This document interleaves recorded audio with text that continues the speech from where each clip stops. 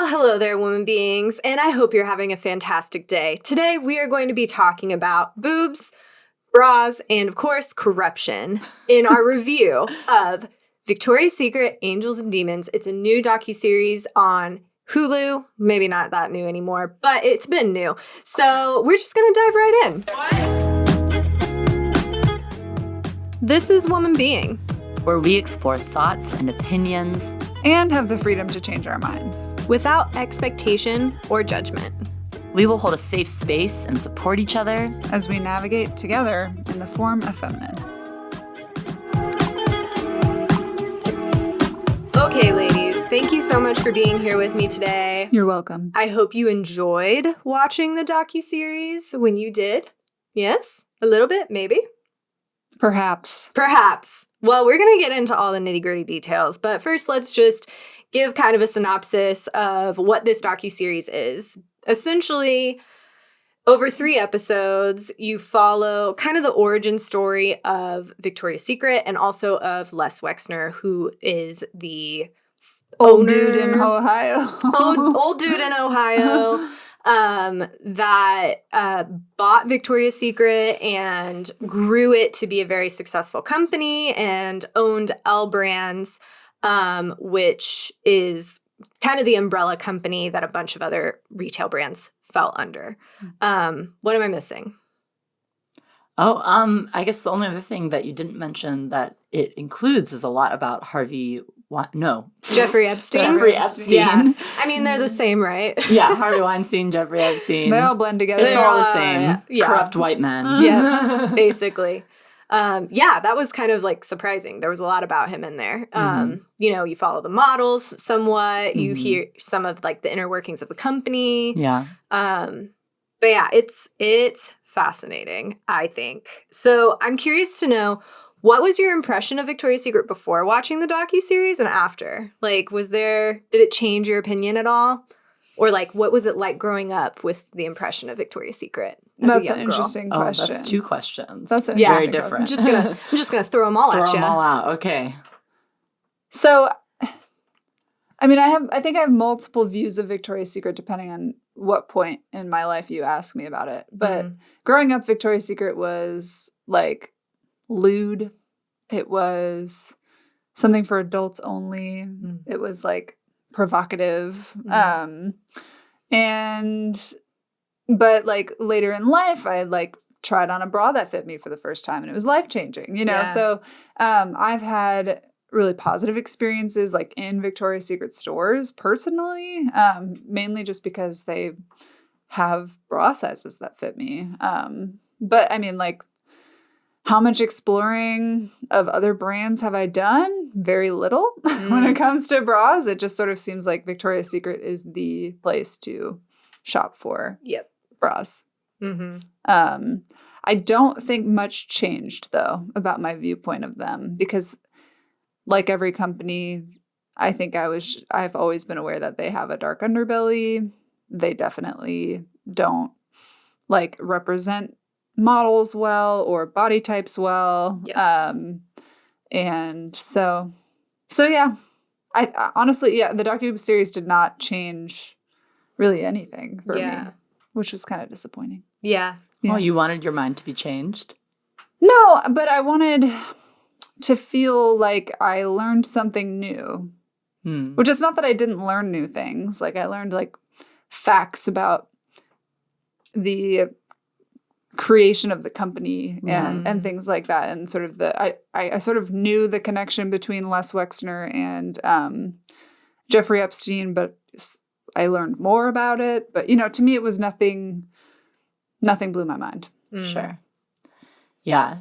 Yeah, I feel like I grew up sort of at first thinking, oh, Victoria's Secret is just obviously like not really for me because I was a child.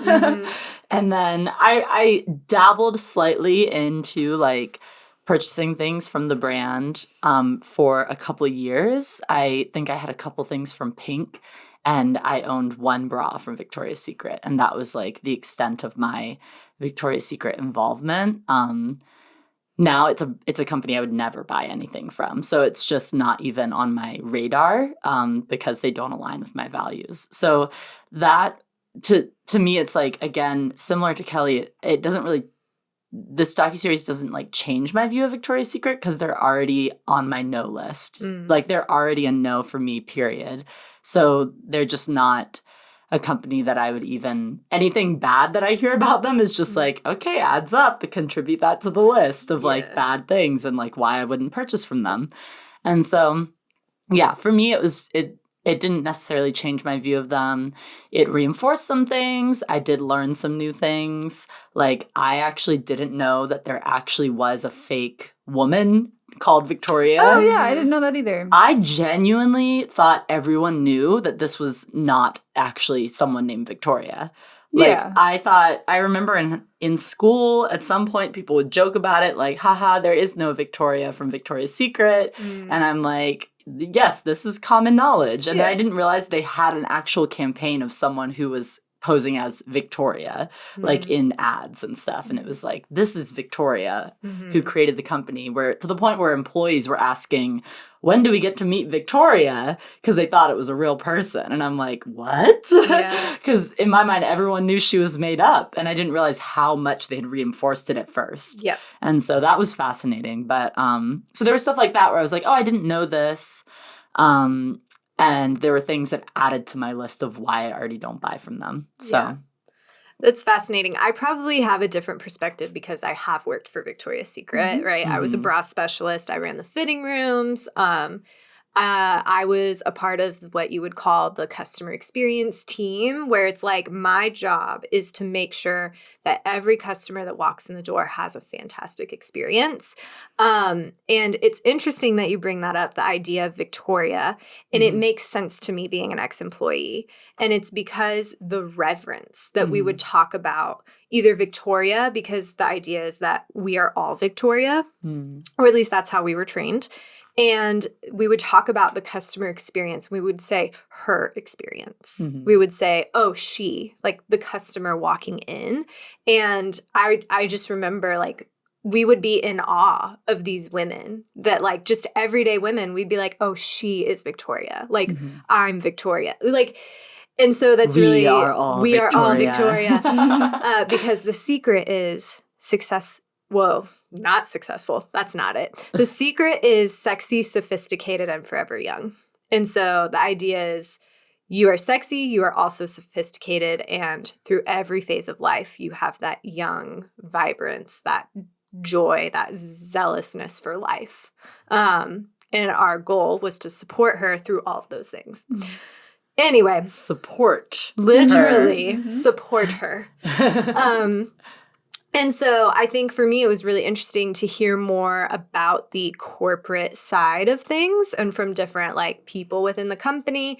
And I mean, I knew when I worked there that I wasn't working for a very like ethical corporation. It was just like I loved what I got to do in the store every day. And that's what mattered to me. And I knew I just got to help women, even if the company values didn't necessarily align with me, even like more so now. But at the time, I was like 22. Yeah, I don't know if like ethical corporations were really even on my grid. Yeah, like 5 years ago. Yeah, so for sure. And so yeah, I have just a very different experience that I had awe for getting to go to work every day. And it was like a fun job and I got to work with fun, powerful women.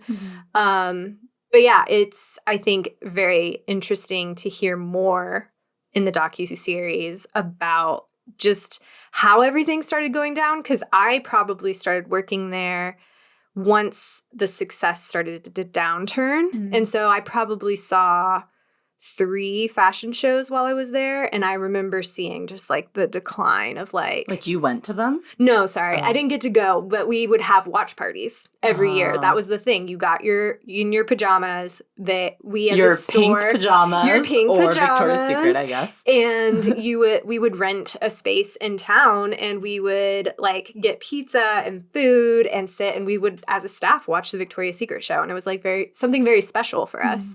And so, yeah, it's all very interesting. Now, being on this side of it, I would say that it didn't really change my opinion, but growing up, I always thought of Victoria's Secret as like something very special and like expensive, and like I was like, oh, one day maybe I'll get to buy Victoria's Secret bras because we were poor, and so it's like that wasn't something. It's like, nope, you get bras at Target or Walmart. So the idea of spending $50 on a bra was like, that's like half of a week's worth of groceries, right? But I'm curious to know, did you guys know about Les Wexner and the influence of L brands before watching this documentary? Or like, is that something that came to your knowledge like prior to? Because I feel like Les Wexner, maybe not in the last few years, but he's kind of like the secret, like, bajillionaire that lives in Ohio. Like, I feel like people don't really know about L brands and like how many companies L brands falls under the umbrella. And so I'm curious to know. Yeah, I couldn't have told you who Les Wexner was before watching this docuseries. And so I just really didn't know anything about him. And I also didn't realize that L brands, I think I had heard of L brands in terms of like The Limited and I think, is it like Hollister or was it Abercrombie? I think it's both. Or is it both? It's all the same to me. I knew those brands were in that, but I didn't realize Victoria's Secret was in that. Yeah. And I didn't know Les Wexner was the leader of L brands. Oh my gosh, do you guys remember being in malls growing up and going into Hollister or Abercrombie and like not being able to breathe? Oh, I loved it. I remember not being able to see because it was so dark. Yes. It was so I swear dark. they had a haze machine running too because it's like hazy. I think you're right. Yeah. And it smells like it's so just thick. The thickest, strongest cologne smell. And you can smell it down the mall hallway. Yeah. I actually do think it would make me sort of nauseous sometimes. Really? I didn't shop at those stores very much. I was an American Eagle gal, and American Eagle had a much brighter and less smelly store. Yeah. And so, although they definitely had a brand going, but those stores were a little bit more foreign to me, and I think they did make me feel like nauseous. That's so funny. I would, because we again couldn't afford to shop there, but I would ask to go into the stores because I loved the smell. Yeah. I was like, this is what rich people smell like. Yeah, no, I was a poor gal as well, and so like I don't know if I ever purchased anything from one of those stores. But I would go in and it would just be like, wow, look at all these shirts that are $12. That's so expensive. And that was my life. Yeah. I remember I bought one pair of sweatpants that were on sale from Hollister. And I wore those things so much. Totally. I thought they were so cool. I think I got them for like $12. Yeah. Which was like, score. I had like some hand-me-down shirts that my friend got rid of that she didn't want anymore that I wore all the time. Because for me, like this is literally not about what we're talking about today, but like for me, that was the epitome of fashion at the time. Yeah. For middle schoolers was, does it have Hollister or Abercrombie? Yeah, does it have the logo? Where is the label? Yeah. But I think it does feed into that, right? Because and they talk about this and it's in the documentary, and it's like we built up the expectation of these brands and infiltrated the malls of America. Yeah. That was the strategy. And it's like, oh, do you have that Victoria's Secret brand on your bra strap? Like, because that was a symbol of status. No, it really is. Like, the status thing actually plays a huge role. I think Apple has done a really good job at dominating that. Yep. Nowadays, they're more subtle about it though. So but I feel like it's the same strategy. It's sort of like feeling like you're on the in. Yes. When it comes because literally with Apple specifically, it's been ingrained in people somehow that like you make fun of people when they don't have Apple products. You go, why? I do that. I go, why don't you have Apple products? Yeah. Why do you have something else?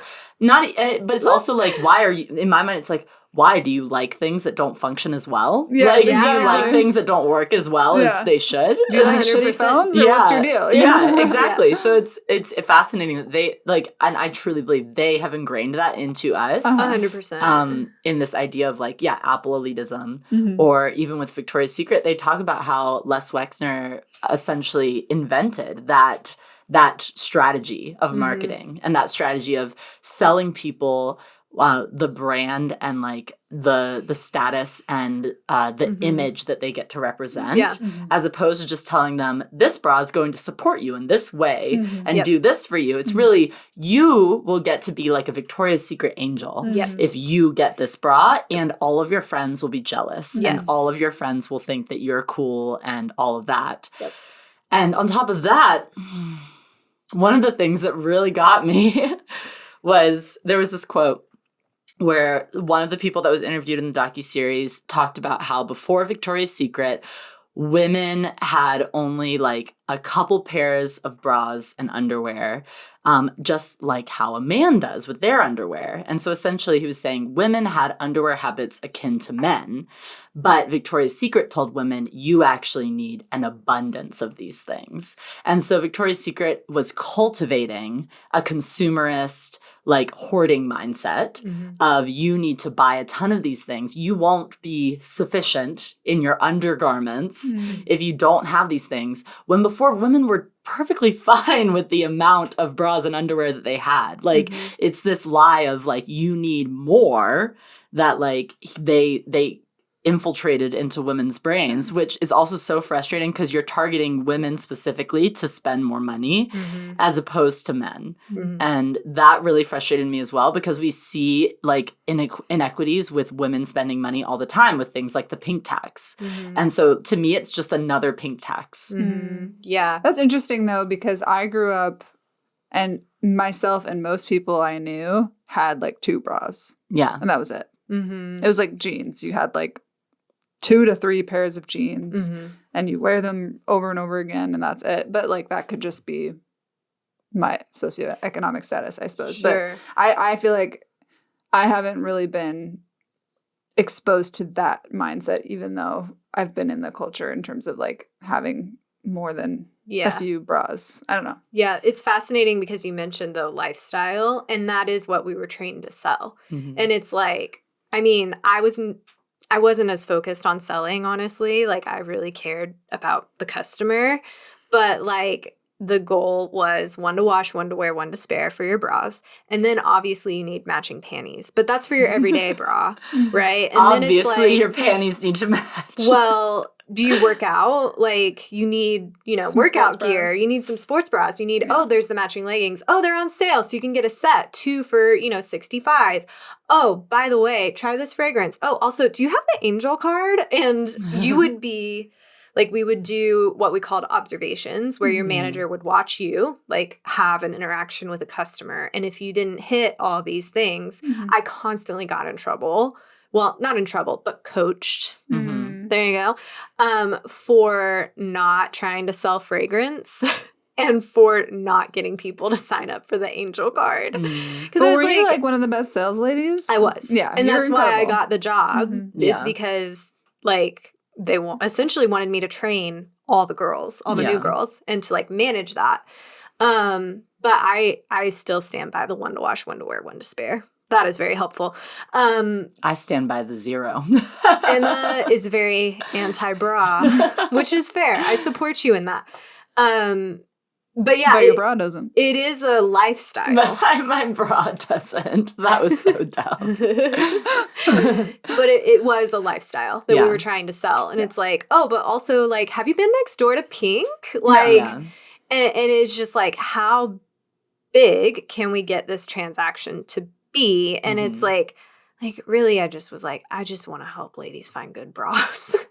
So obviously there's tons to dive into here. So I want to ask, what are your criticisms? Hit me with your best shot. I do have a lot of criticisms, and namely, my main criticism is I walked away from it thinking, what was the point of watching that? Yeah. I was like, it was sort of like first episode, like a history of starting Victoria's Secret. Doop-de-doo. And then bad things happened. And I'm like, yeah, you're about like 7 years too late.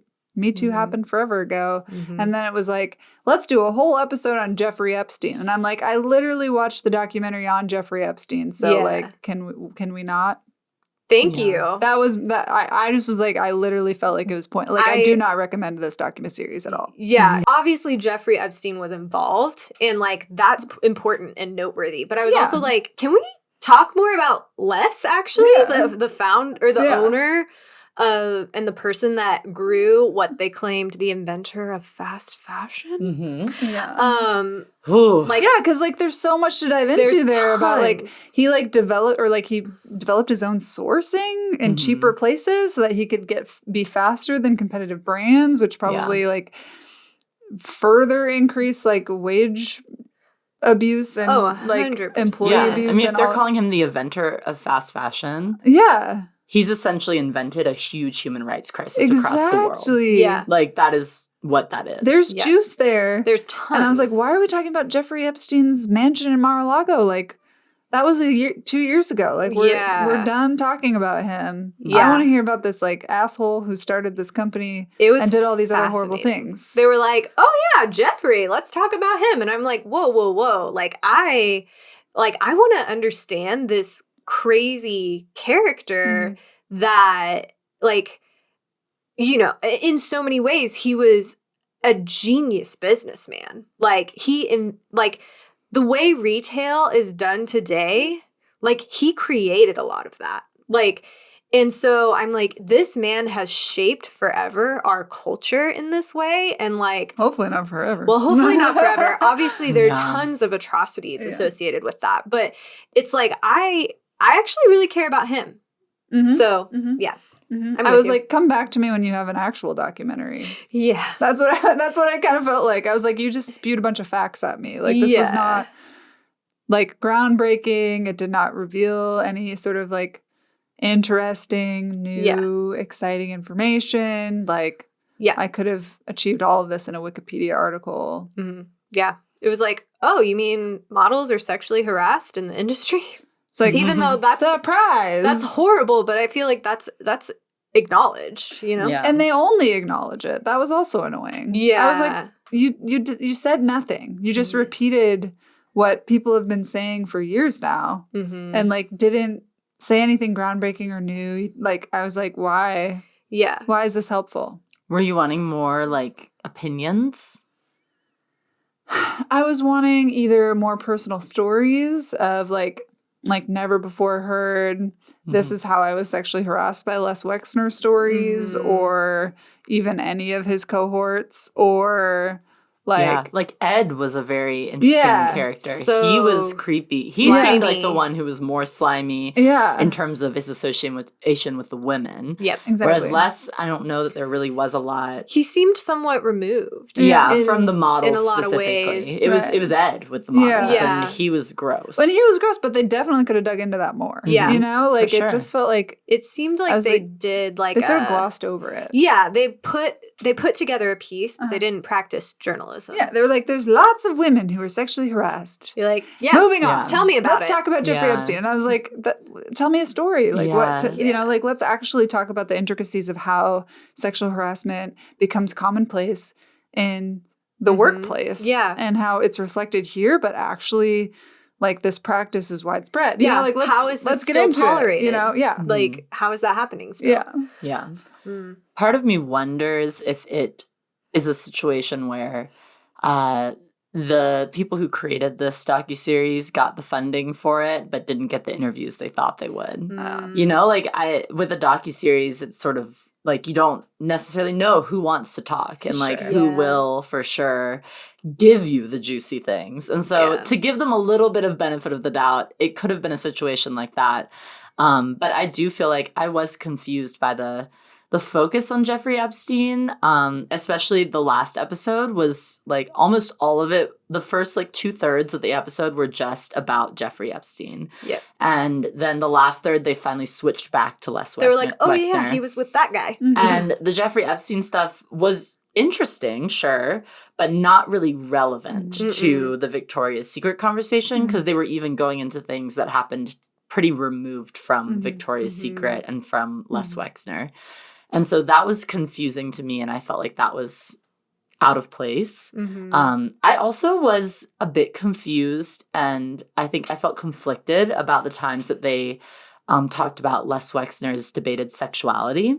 I was like, it felt erroneous, and it felt like they were trying to drop something sort of juicy and saying, oh, there were rumors, maybe he was gay. Yeah. And then they were like, but he was involved with a woman, but she wasn't Jewish, so he couldn't marry her. And then that was it. And I was like, I don't know if you just said this because you think it's like fascinating to talk about someone maybe being gay, but it feels a little like they're trying to pull on like a false taboo or something. Absolutely. It definitely felt like, oh, and guess what? He was gay. Like, yeah, as if it's like, okay, we're in 2022. Like, being it's gay not a big deal. It's not a scandal anymore. No. And if you're going to talk about him being gay, talk about how, like, the culture at the time closeted him. Exactly. Don't talk about the tragedy of if he was gay, how he wasn't able to, like, live his life. They used it as, like, a taboo. Yeah, it's like, ooh, maybe he was gay. Ha ha ha. And it's you're just like, okay. Excuse me. I was like, that's not, are you in 2005? Yes. This is not. The whole documentary was in 2005. Yeah, that's how it felt. It felt like a very outdated way of representing that, and like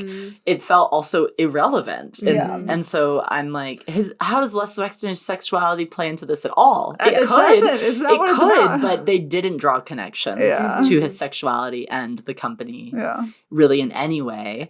And even if he was gay, he was still super misogynistic in terms of the way that like he treated his female CEO or female upper level employees, in the way that like women were regarded in terms of the media that they put out and the models and all of that. Yep. It's like, oh, guess what? You can still be gay and a misogynist. You sure can. People are complex and multifaceted. Yeah. And that's why I was fascinated and wanted to hear more. But it's fascinating too, because they referenced something that I remember working there when this happened. And it was when a creative director said, oh, we would never have a trans model because we are selling a fantasy. And I remember. And that's no one's fantasy. Was the thing. And I remember when that happened in our store, all of us girls were talking about it and like almost like distraught. Like, what do you mean we're selling a fantasy? Whose fantasy is this? We're helping women. We care about women every day. And if that woman happens to be trans, guess what? She's going to walk in and have the same experience. And like, it was truly distressing because it felt like the company was training us to care so much. And then at the end of the day, they didn't. When they had like a big, like, I don't even know what to call it. They were like talking about these big events they would have as a staff.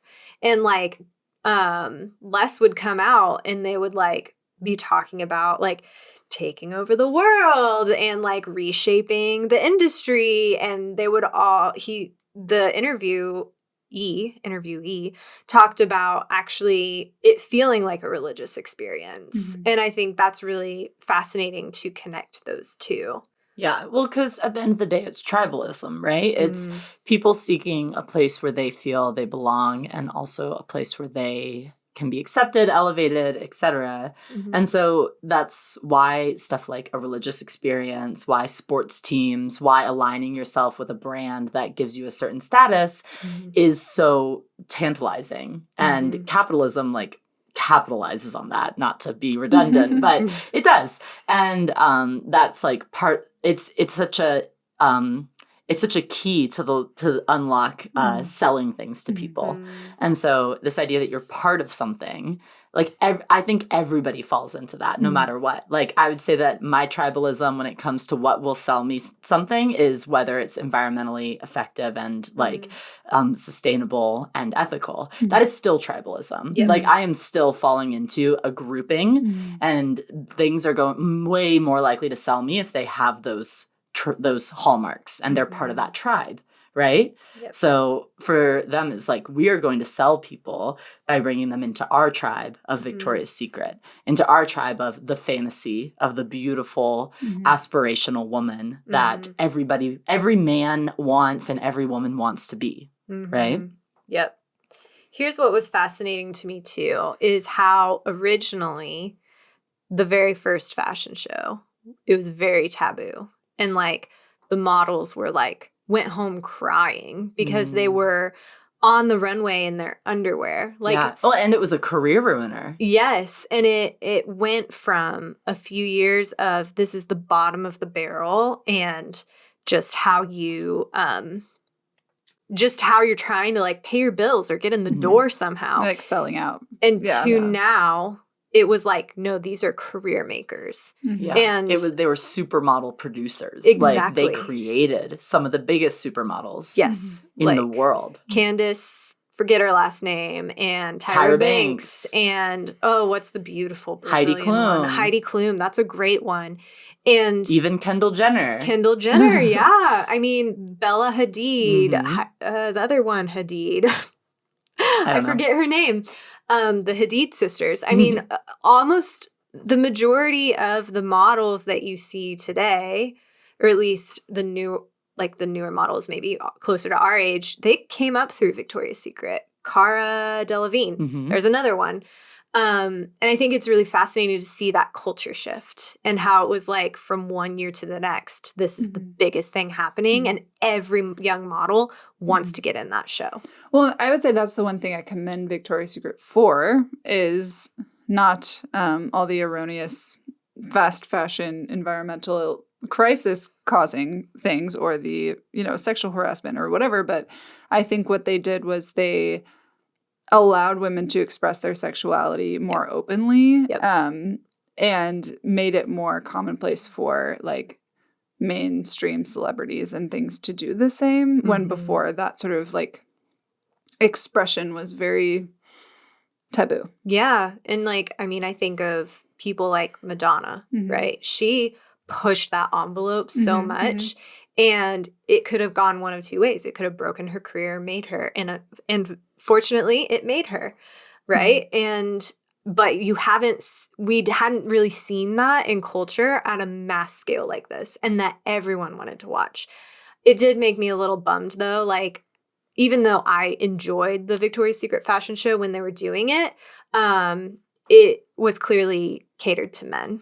Right? It's not really like, look at us women empowering other women. It's like, how sexy can we be to get the men to tune in? Which is shocking because we were also, I guess it's not that shocking, but we were trained to specifically sell to women because on average, like 70% of the purchasing agents of the household are women. And so it's like we're catered to selling to women, not necessarily to men, which is interesting. Yeah, but it's like conflicting sort of narratives. It's like your marketing appeals to men because the assumption is that women want to be associated with a brand that will appeal to men. Yeah, that was one thing that confused me a little bit.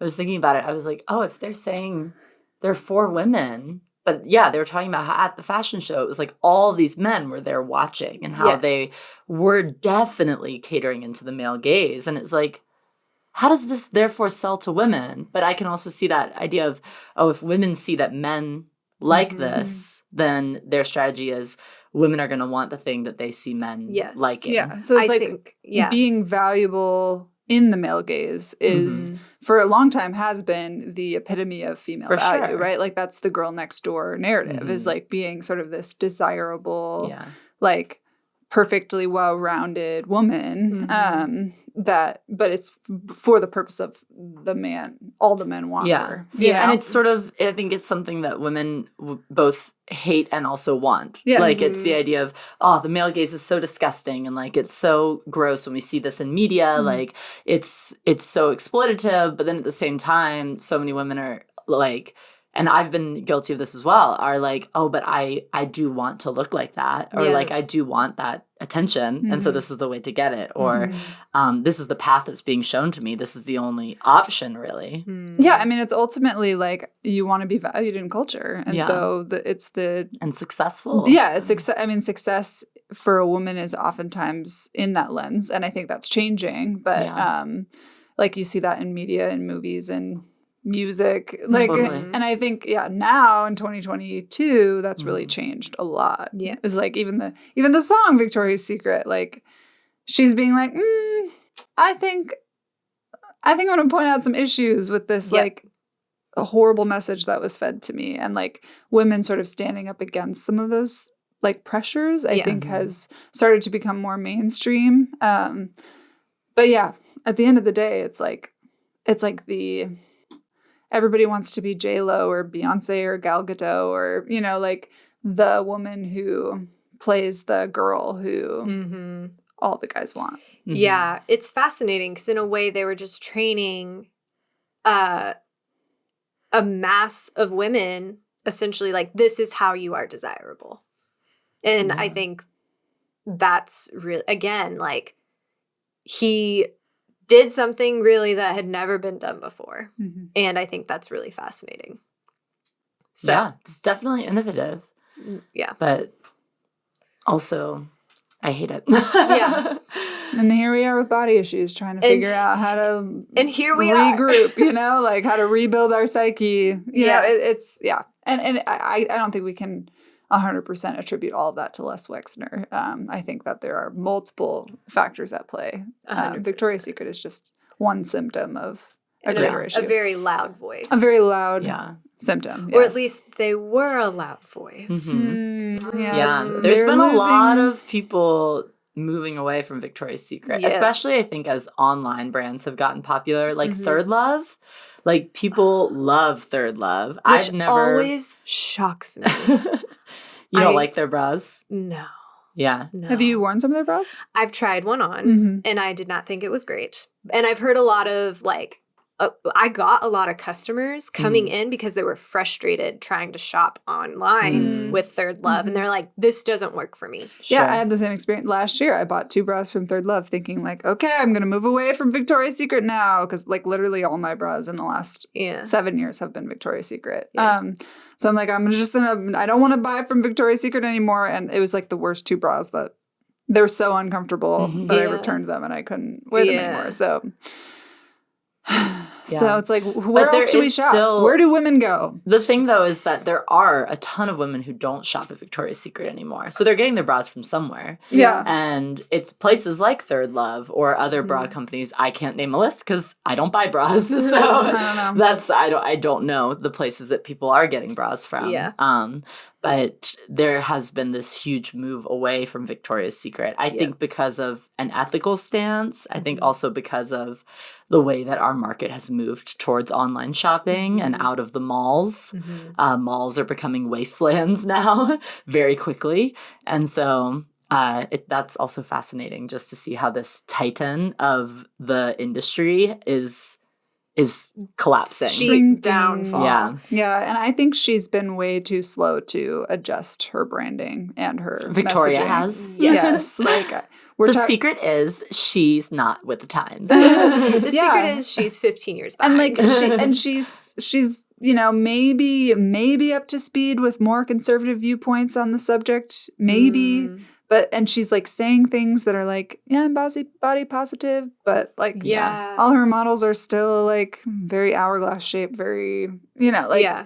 Not all of them. I will say more recently. Yeah. They've even got more curvy mannequins, but I will save that for a little bit later in the episode, personally, because I have thoughts.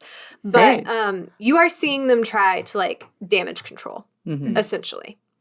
Which is fascinating. So obviously there's tons of negatives. I feel like Victoria's Secret. We can go for a long time. But and boo this docuseries. Honestly, I hate the docuseries more than I hate Victoria's Secret as a brand. That's pretty. That's a lot. I definitely hate Victoria's Secret more.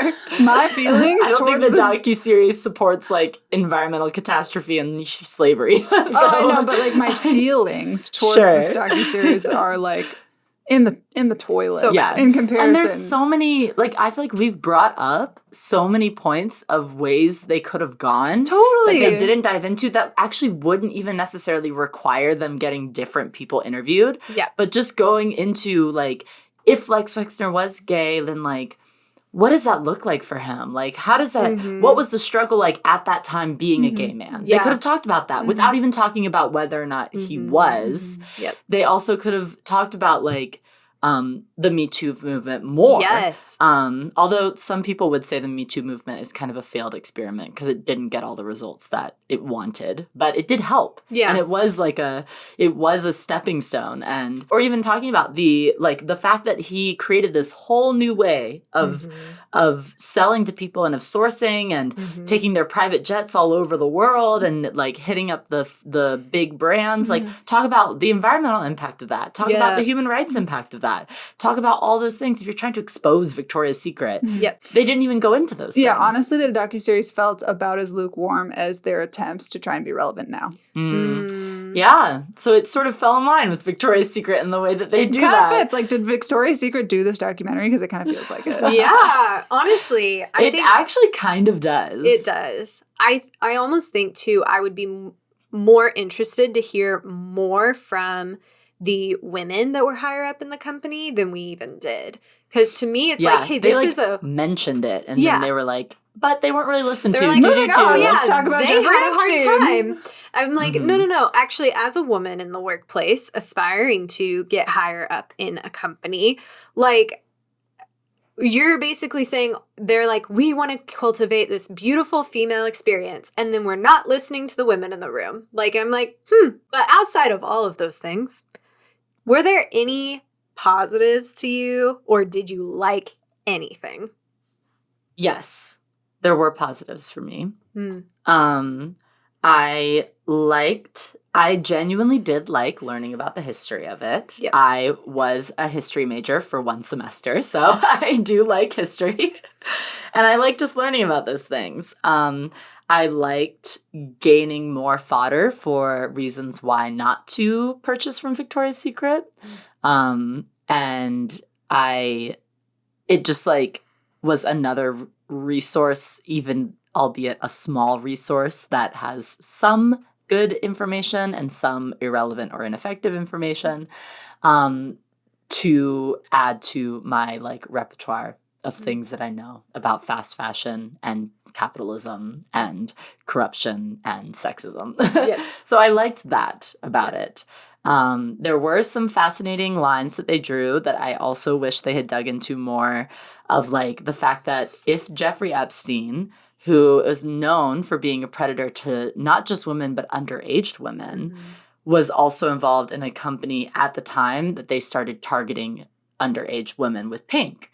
Like, what they brought up that correlation and then breezed past it. And I was like, tell me more. What does that mean? What does that look like?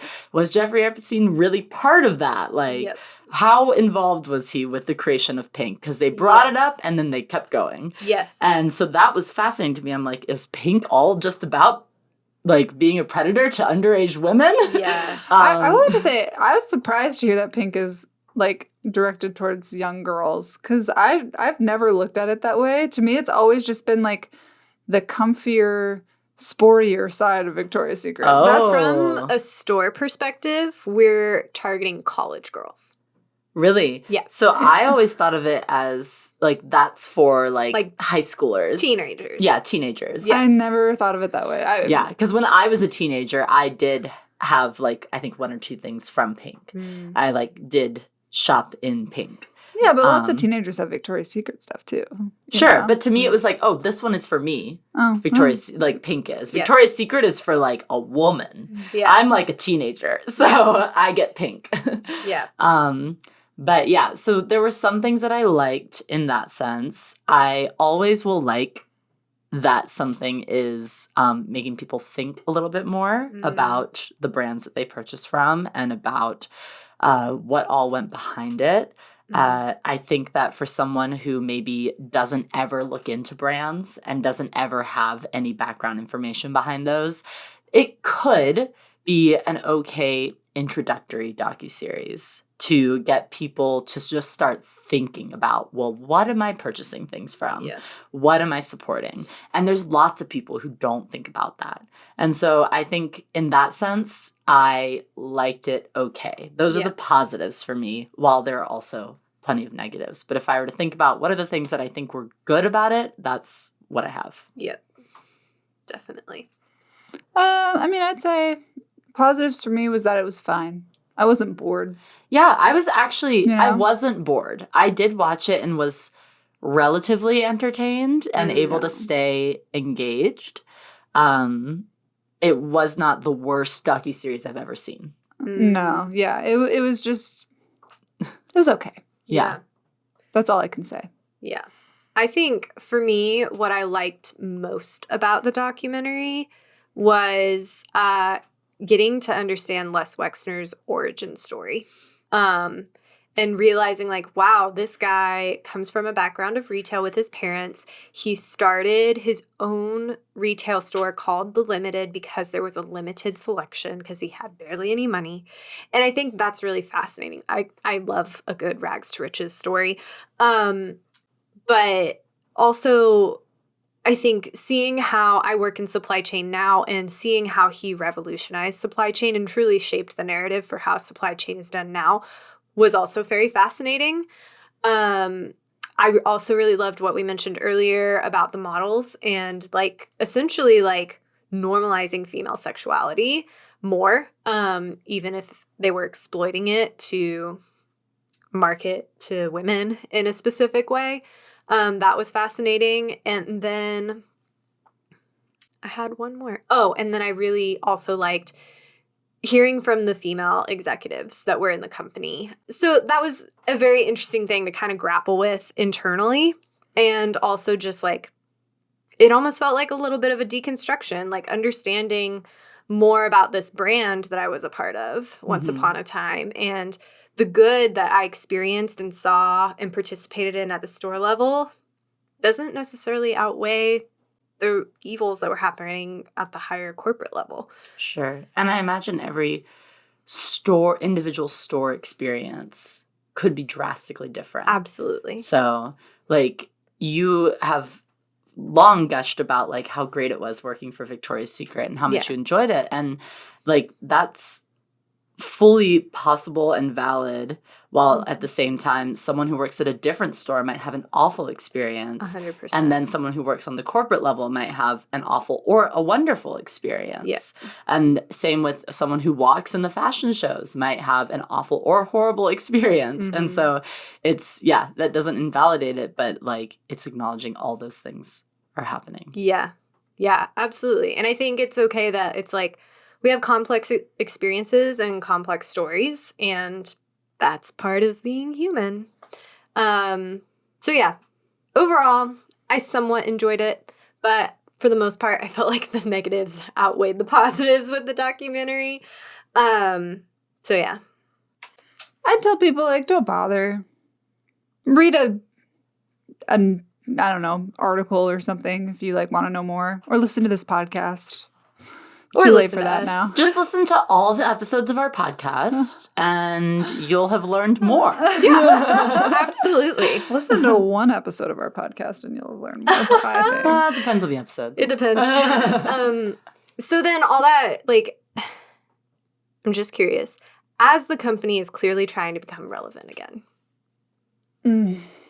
do you see positives in this? Do you... Like, what are your thoughts? Because clearly they're trying to catch up to the times. I mean, sure. I feel like there's no reason that Victoria's Secret as a company cannot update and change and, like, become a brand that I admire. You know? Like, like they could revamp everything, start, producing more ethically, like, change their narrative about like different body types and things, like have better representation on their website and in their stores. Like there's tons of things that they could do to revamp in a way that would make me want to continue consuming their products. I have no belief that they would do all of that. Yeah. Yeah, because it's interesting, right? So, like, you can do, like, for example, their models are starting to be more inclusive.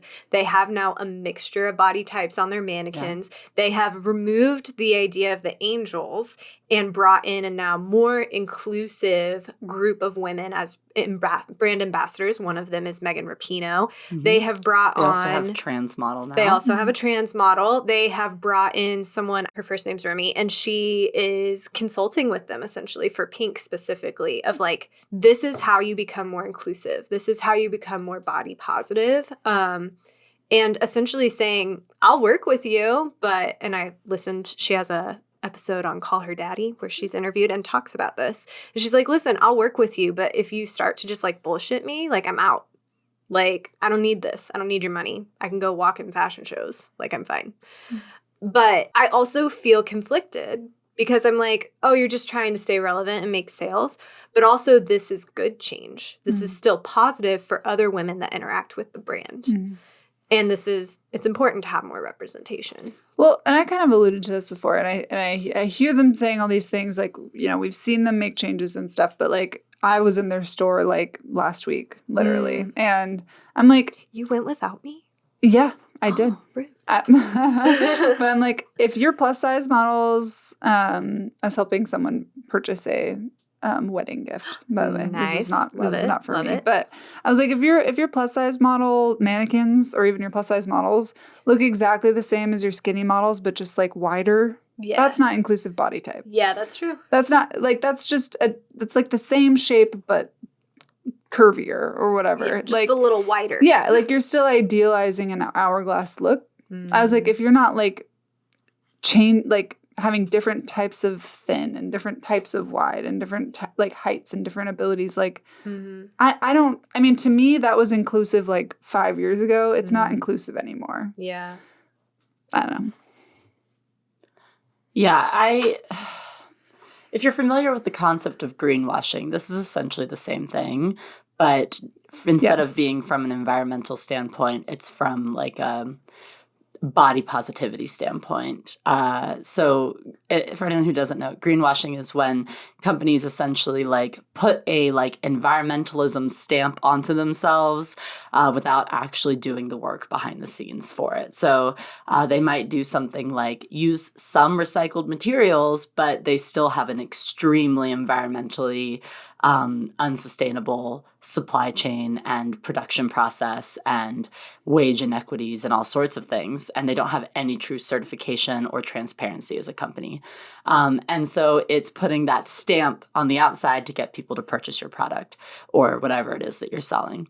So this to me is the same thing. It is putting a body positivity or a inclusivity stamp on the front and saying, well, we're good now.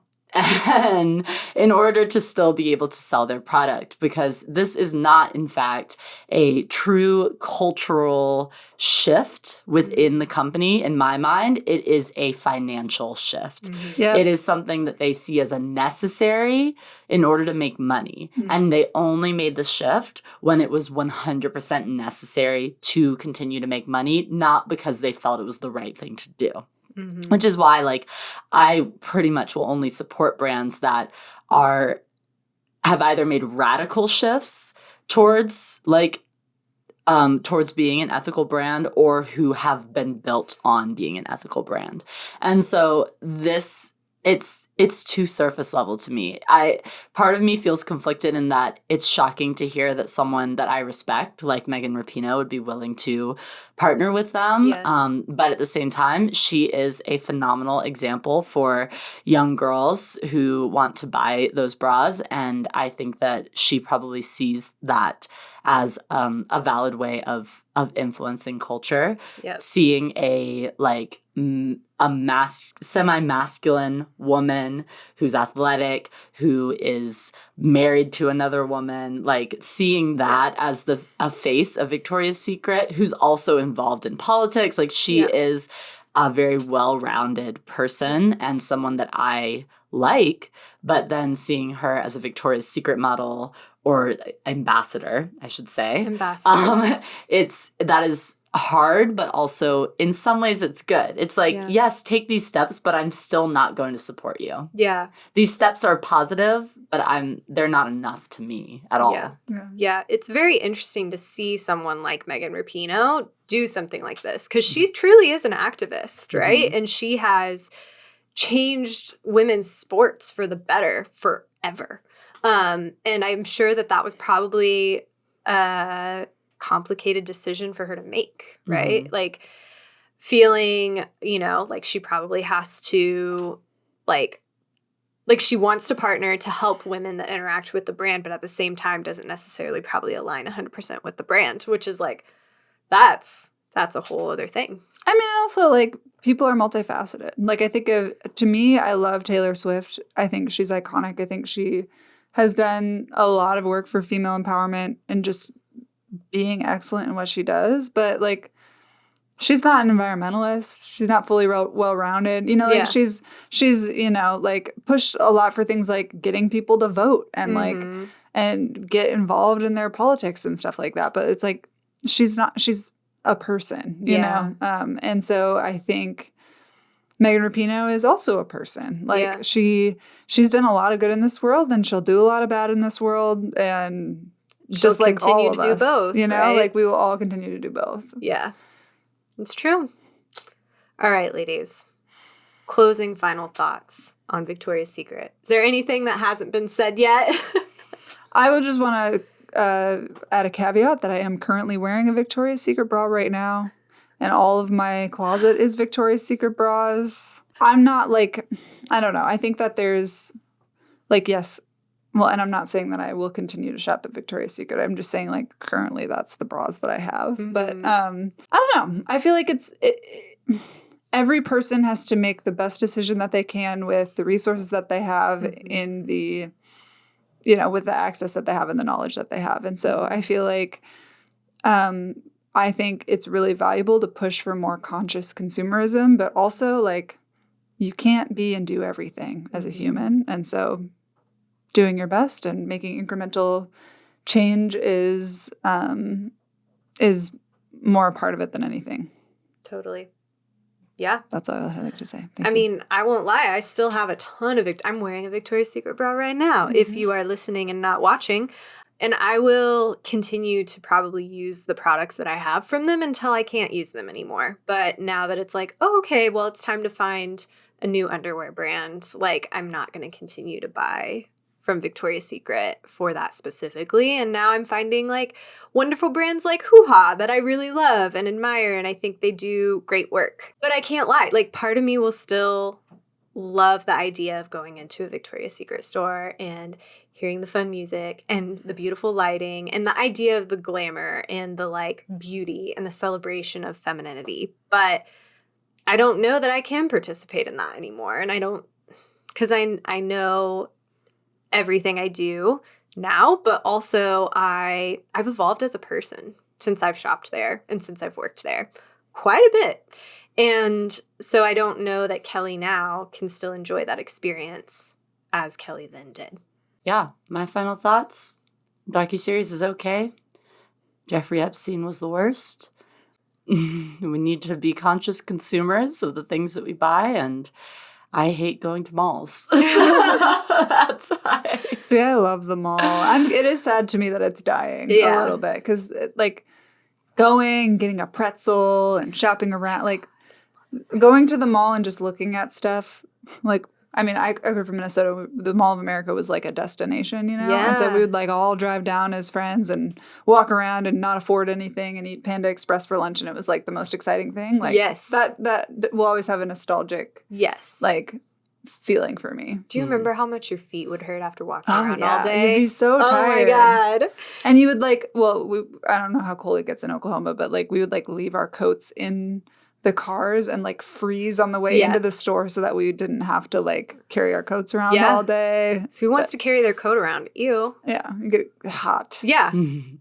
Yeah, I think I have like some pretty deep-seated just like anxiousness around going to the mall because I see all the stuff and it makes me really, really upset.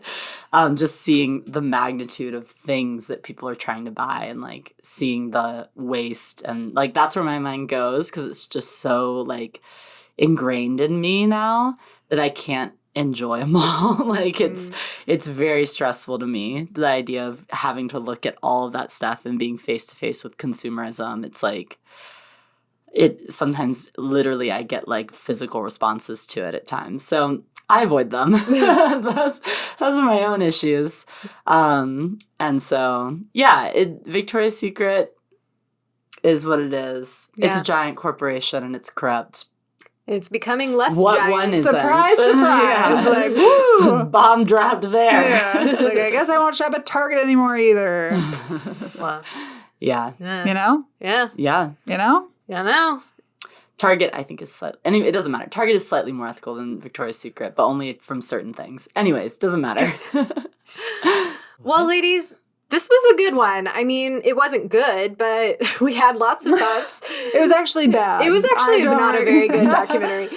We don't necessarily recommend it, but, you know. We learned some things. We're here to let you know. We are. Now you know. You don't really have to watch it. We're here to keep you informed. Yeah, so you basically watched it. So I hope you didn't watch it before listening to us talk about how much we hated watching it and will now not watch it. Yeah. Because pretty much everything we said, you're up to speed now. We hit all the key points. But, yeah. I don't think that you would have learned. Yeah. We established the arch and the overview. Yeah. So anyway, but thank you so much for listening and being with us today, Women Beings. Make sure you are following us on social, which is Instagram and TikTok, and interacting with us because we want to hear from you. And you can also listen to us on almost every single podcast platform out there. Make sure you're giving us a review on all of them, and we'll catch you next time. Bye. Bye.